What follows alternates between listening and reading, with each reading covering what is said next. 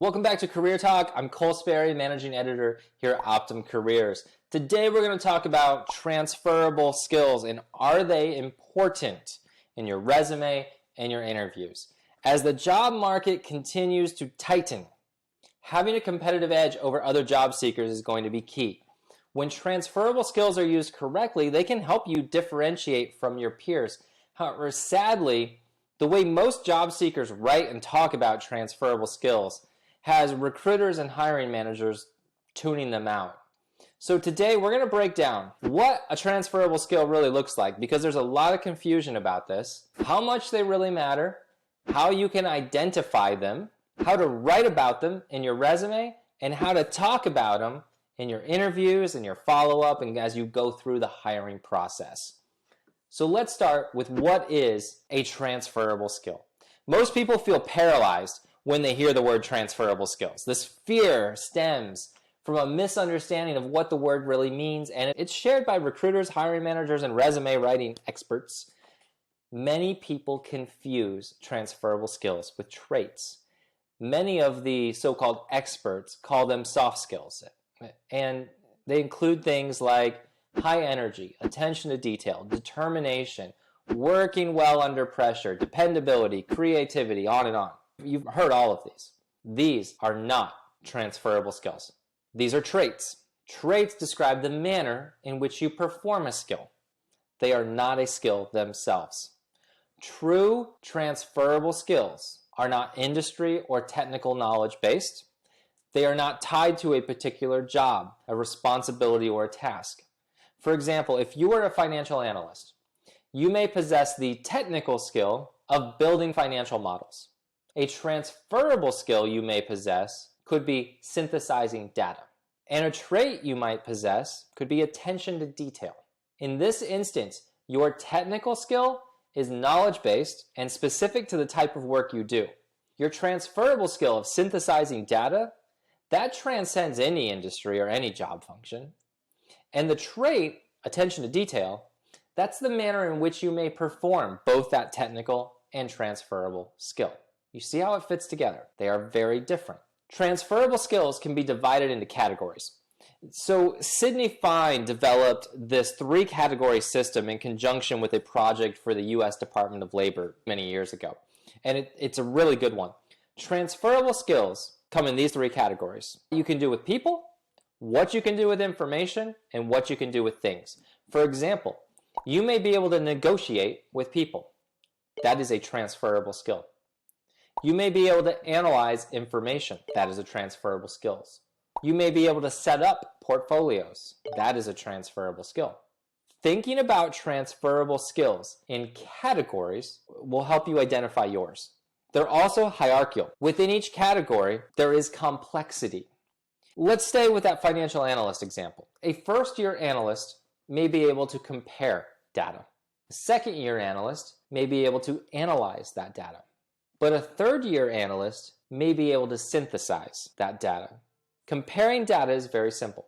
Synthesizing data is much more complex. That requires a higher degree of that transferable skill. Unlike traits, transferable skills are developed over time in a very similar manner to technical skills. Increasing your transferable skills will also eliminate the competition that you're going to face during this next job transition. You want to claim the highest level of transferable skill that you can. So let's talk about why transferable skills are important. Everyone who is qualified for a job possesses the same technical skills. At least you should, if you're qualified.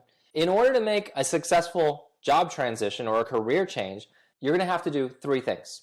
1, you're going to have to resonate with employers. 2, you're going to have to differentiate from your peers. And 3, you're going to have to substantiate your claims. Transferable skills give you that edge you need to get noticed and to differentiate.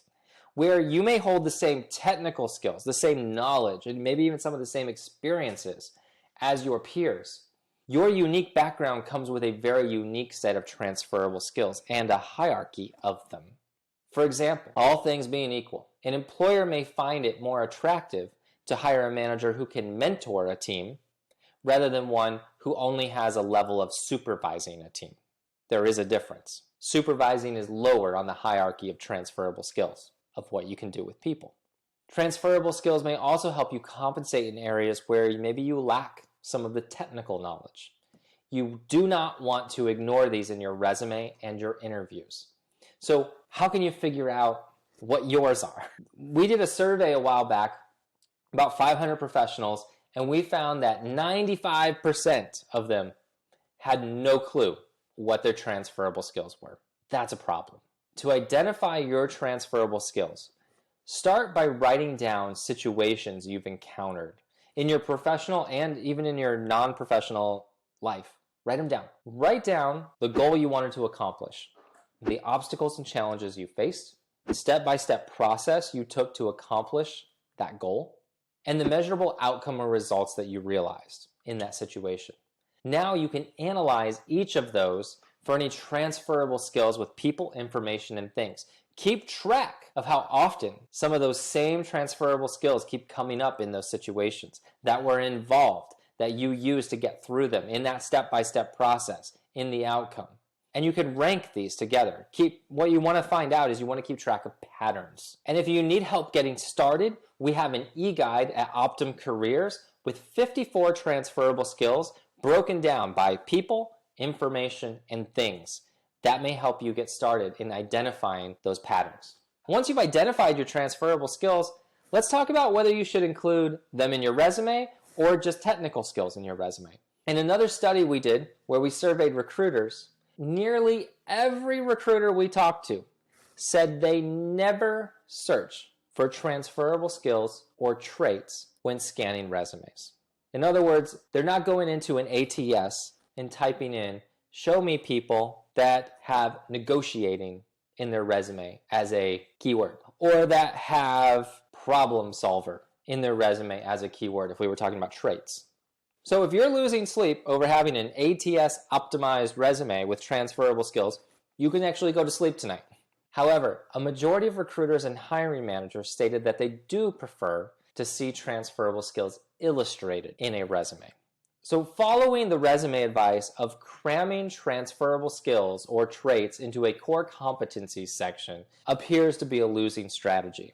Yet a majority of resumes seen by our resume writers on our platform have these sections with these skills and traits.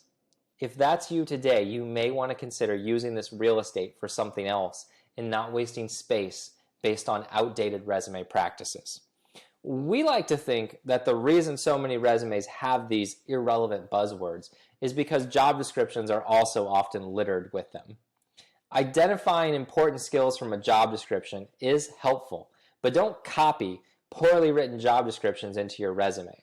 I've written thousands of resumes, and many of those resumes that I've written are for people who write those job descriptions, those hiring managers, those recruiters, because they struggle just as much in articulating what they're after and the value in all of that. That's why they come to me to write their resume. So don't create poor work based on poor work. It won't resonate with your audience. Instead, look for ways to show your transferable skills. Being specific will breed clarity, and clarity wins job interviews. Instead of writing that you are an excellent negotiator or that you can negotiate deals in some core competency section or the summary of your resume, try writing about the size of the deals you've negotiated or how much additional money you've made or saved a company because of your negotiation abilities.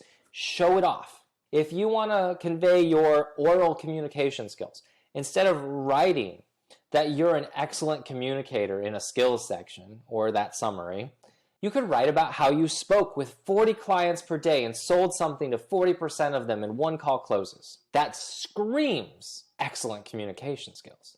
If you're changing careers, a cover letter could also be a great place to highlight these transferable skills and some of your traits even, but make sure you don't repeat what's in your resume. Regurgitating your resume into a cover letter is just going to waste your time. It's not going to impress the employer. If you need help with cover letters, we've got some great cover letter articles and samples on our website, optumcareers.com. So let's move to interviews and showing off your transferable skills during the interview and beyond that. The importance of transferable skills doesn't end with a resume and a cover letter. These are skills you're going to want to continue to reinforce throughout the hiring process. Similar to your resume, success will happen when you illustrate these skills. It's not enough to just tell someone, I'm really good at communicating with people, or I'm really good at negotiating.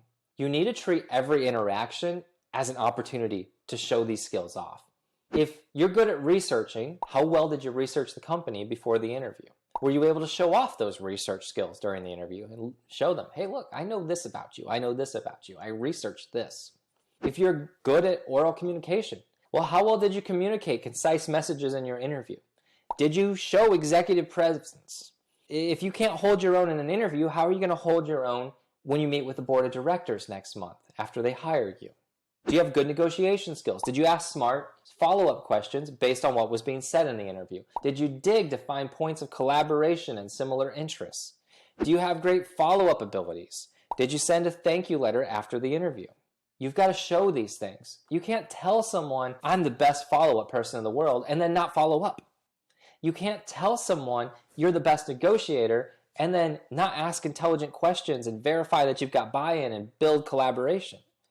You can't tell someone that you're the best communicator on the planet and then you just fumble throughout all the communication in the interview. You need to seize every opportunity during the interview and beyond to show off those transferable skills. Actions will speak louder than words, and they'll be your key to getting that offer letter and getting hired with your transferable skills. They are incredibly important, but you've got to use them in the right way. You've got to show them, not tell. So in summary, transferable skills are different from traits and they're different from technical skills. Knowing your transferable skills is key to differentiating yourself from all the other job seekers. These skills can be categorized and they have a hierarchy to them. Writing transferable skills in a core competencies section of your resume or a skills section is a waste of valuable resource, is a waste of valuable real estate. Stop doing it. Finding ways to show off your transferable skills will go farther than simply stating you have them. If you found this video helpful and insightful, like it, share it with a friend, subscribe to our channel, and don't forget to check out optumcareers.com for more job search, interview, and money advice. I'll see you next time.